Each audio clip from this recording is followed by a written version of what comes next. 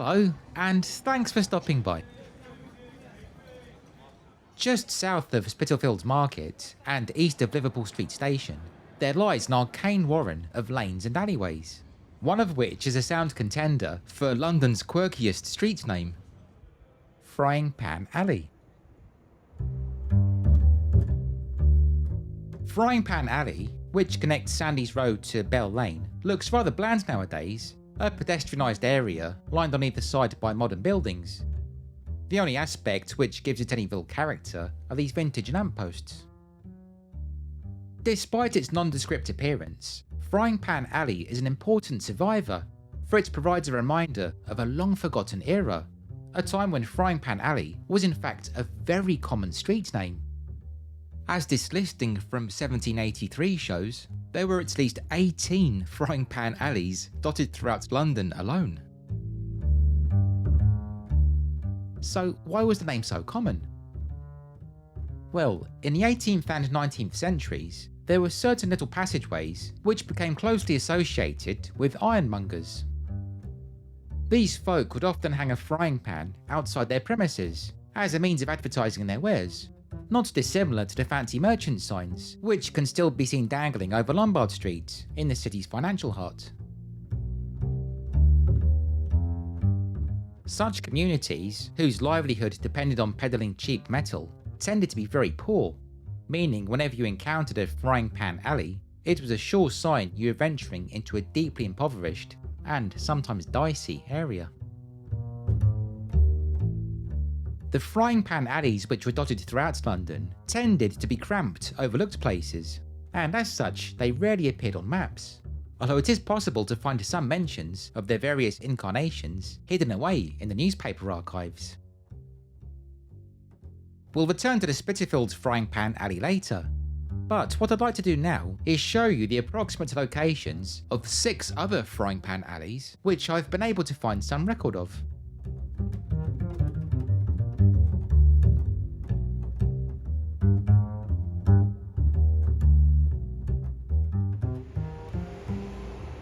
Going by the newspaper archives, it would appear that, for the first half of the 19th century, London's most notorious Frying Pan Alley was located in Clerkenwell. This example used to be off of Turnmill Street, close to Farringdon Station, and sited roughly here, where Broad Yard now lies. The old Frying Pan Alley, however, was anything but broad. In 1853, a report in the Times stated that the entrance, which was tucked away amongst a mass of densely packed buildings, was just 2 foot 6 inches wide. The alley itself was only 20 feet long, and as the report continued, there would not be enough room to get a full-sized coffin out of this court without turning it on its edge. One of the earliest mentions of Clerkenwell's Frying Pan Alley comes from December 1763, when the Lloyd's Evening Post announced the death of a Mrs. Atkins, an apparently well-known fortune teller who lived here. It is incredible to imagine how many of the fair sex, some of them persons of reputation, curious of prying into futurity, used to visit her, the obituary states. Such visits wouldn't have been without risk though, for this Frying Pan Alley was considered a dangerous place. So much so that it formed part of an area known locally as Jack Ketch's Warren, Jack Ketch having been a notoriously clumsy executioner who, in the 17th century, put a lot of folk from Clerkenwell to a bloody, botched death. This area was certainly well known for harbouring criminals. After all, it was close to Clerkenwell's Frying Pan Alley, on Saffron Hill, that Charles Dickens based Fagin's Den. And indeed, a certain case from 1821 involving Frying Pan Alley relates to 2 juvenile thieves who could have been plucked straight from the pages of Oliver Twist.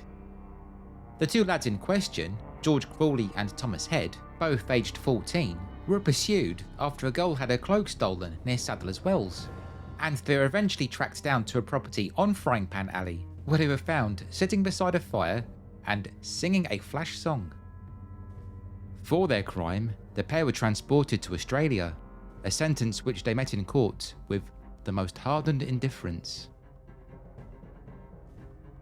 In 1866, it was reported that there were 12 houses crammed into Clerkenwell's Frying Pan Alley, amongst which were packed 28 families, amounting to some 200 people, all of who shared just one outdoor lavatory. At around this time, the site was inspected by the great Victorian philanthropist, the Earl of Shaftesbury, who was told by one couple that they had to take it in turn to sit up at night in order to protect their baby from the rats, which infested the alleyway. Eventually, after being deemed dark, without ventilation, and therefore unfit for human habitation, the Frying Pan Alley off of Turnmill Street was eventually swept away in a slum clearance.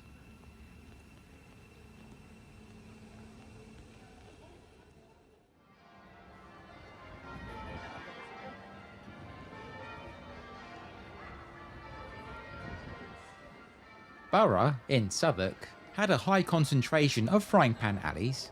There were at least 3 located around here. The first lurked off of the grimly named Dead Man's Place, which, as the name hints, took its name from a burial ground. According to this map from 1746, you would have also found the charmingly named Whore's Nest and Naked Boy Yard here too. Let's move swiftly on. The Dead Man's Place Frying Pan Alley would have existed just north of what's now Thrall Street. The spot is now home to a pair of chain hotels. A rare reference to it can be found in a 1781 edition of the St James's Chronicle, in which an individual called Jane writes what appears to be a response to an apparent slander which had been printed the week before. "Suppose, Mr. Baldwin," Jane writes, "my father was a carcass butcher. Wasn't he a dealer in tripes, hog's puddings, calves' feet, bullock's liver, and rumps and burrs? And didn't he keep a shop in Frying Pan Alley in Dead Man's Place?" The second of Borough's Frying Pan Alleys was described in one listing as being a few doors from London Bridge and leading into Green Dragon Yard. It appears on a 1746 map and was located on a patch now occupied by Borough Market. This frying pan alley was demolished in the 19th century to make way for the railways.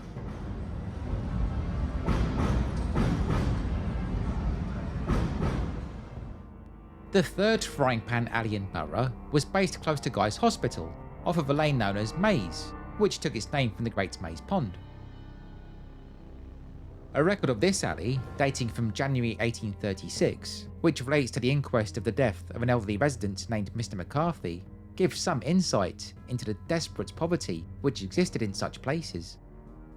According to the report, the poor fellow had starved to death after having his charity of 3 shillings per week cut off. His body was found lying upon the floor, for he had neither bed nor bedstead, and so emaciated was his corpse, the bones could be seen protruding through his skin.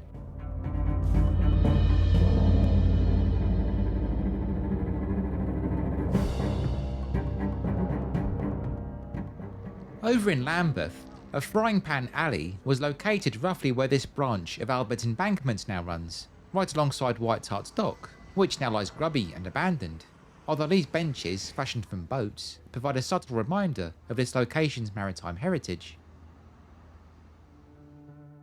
Also, as this map from 1799 shows, Lambeth's Frying Pan Alley was located beside another example of a street named after a naked boy.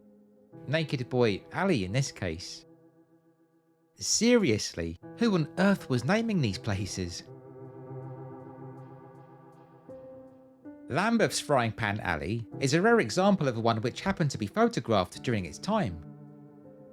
It's undated, but I think it's safe to say that this image was taken at some point in the mid to late 19th century. Can you imagine what it would have been like to live and work here?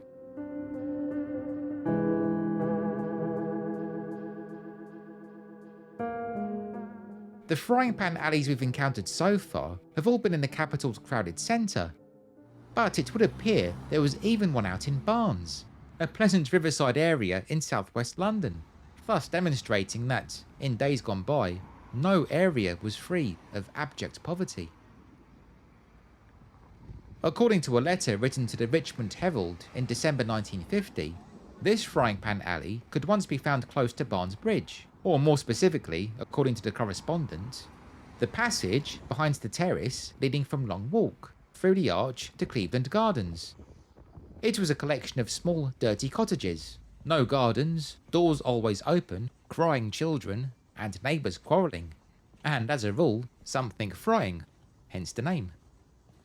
Now it has nice, clean, well-kept houses with gardens. Going by this information, it would appear that the Barnes Frying Pan Alley was just moments from Barnes Bridge Station, and occupied the tucked-away path now known as Malthouse Passage. And yes, it certainly is a lot nicer nowadays.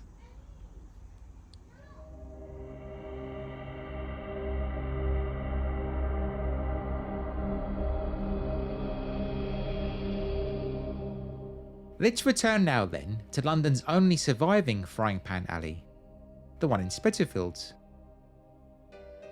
As with most of its long-lost cousins, this frying pan alley dates back to at least the mid-18th century, and as you can see from this photograph, it used to be a lot narrower than it is today.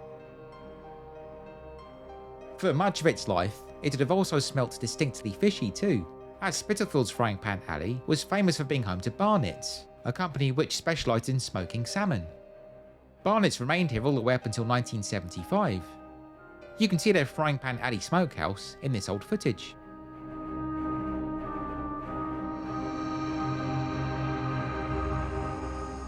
In the 19th century, the East End became closely associated with Jewish communities, and Frying Pan Alley was no exception. A large Jewish school was built here on the south side, although sadly it was utterly destroyed during the Blitz. Perhaps the most famous figure to hail from this incarnation of Frying Pan Alley was Israel Jacob Solomons, aka Jack Solomons, who was born and raised here in the early 20th century. Jack is regarded to have been one of the greatest boxing promoters of all time. During his long career, he worked with Freddie Mills, Randolph Turpin, Sugar Ray Robinson, Henry Cooper, and Muhammad Ali. He also ran a gym in the West End, on Great Windmill Street, off of Shaftesbury Avenue, the site of which is now a bar, although it's named in honour of Jack.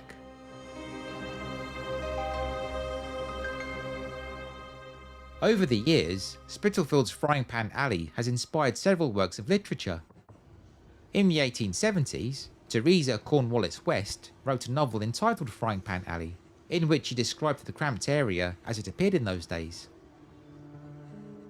Such a place it was, a narrow dark alley. People were able to shake hands across from the upper windows. Unsavoury smells greeted you everywhere. The walls were damp and filthy. Cabbage leaves from the costermongers' barrows lay about the ground. And the wonder was that anyone could live there without being ill. By far though, the most famous appearance of Spitalfields Frying Pan Alley can be found in 1903's People of the Abyss, an early example of undercover journalism which was written by the American author Jack London, famous for his fictional novels such as White Fang and Call of the Wild. For People of the Abyss, Jack immersed himself in London's poorest areas and documented what he saw.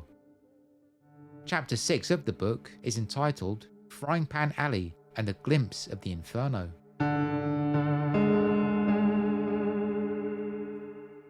We cut off left into Spitalfields and dived into Frying Pan Alley, Jack tells us. A spawn of children cluttered the slimy pavement, for all the world like tadpoles just turned frogs on the bottom of a dry pond. Jack is then shown into a residence. There were 7 rooms in this abomination called a house. In 6 of the rooms, 20-odd people cooked, ate, slept, and worked. The 7th room we entered was the den in which 5 men sweated, this referring to manual labour, i.e. a sweatshop. It was 7 feet wide by 8 foot long, and the table at which the work was performed took up the major portion of the space. In the adjoining room lived a woman and 6 children. In another vile hole lived a widow with an only son of 16 who was dying of consumption.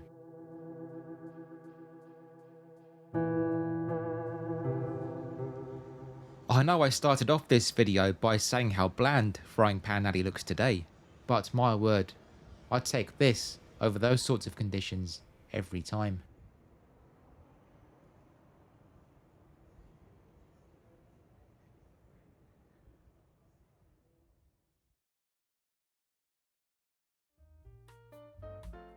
Thank you so much for watching. I hope you found this look at the many frying pan alleys of London interesting, and as always, I'd love to hear your own thoughts. When researching this video, I found mentions of other frying pan alleys in Bushey, just outside of London, and Manchester too. Are you aware of any other examples?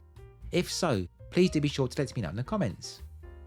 If you haven't yet subscribed to Rob's London, then I'd appreciate it very much if you could please consider doing so, as this, along with clicking the bell icon to receive notifications, will ensure that you don't miss out whenever I publish a new video. Plus of course, it'd be wonderful to have you along. If you're feeling extra generous, you can also support my work with a tip via either my Ko-fi account, which I'll link below, or the YouTube thanks button, which appears as a heart icon beneath the video. Any such financial donations are of course greatly appreciated, and they really do help go towards creating content. Anyway, on that note, thanks again for watching friends. Stay well, and please be sure to stay tuned.